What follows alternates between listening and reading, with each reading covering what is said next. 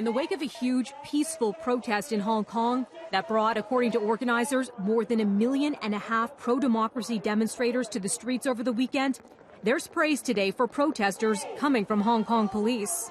The protest that took place on Sunday shows if protesters are peaceful, rational, and orderly, the police will not and have no reason to intervene. Protests started in Hong Kong roughly 11 weeks ago over a now suspended extradition bill that would have allowed suspects to be sent to China for trial.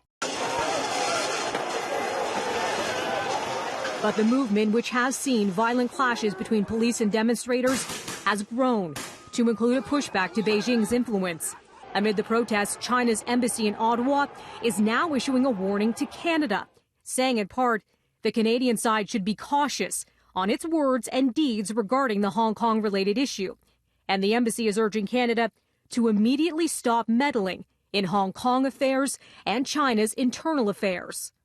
The comments coming a day after Foreign Affairs Minister Chrystia Freeland released a joint statement by Canada and the European Union on the situation in Hong Kong that reads in part, fundamental freedoms, including the right of peaceful assembly and Hong Kong's high degree of autonomy under the one country, two systems principle, must continue to be upheld.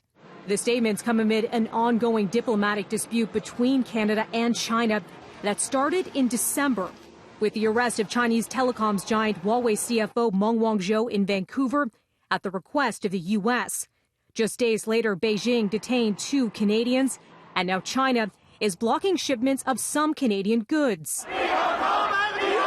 Here in Canada over the weekend in cities like Toronto, Vancouver, and Calgary, rallies were held with both pro-Hong Kong and pro-Beijing protesters turning out. Canadian lawyer Andrea Chung, who immigrated from Hong Kong, weighing in today on the divisions. Chinese from the mainland who oppose this, they see this movement as a direct challenge of Beijing's authority on Hong Kong.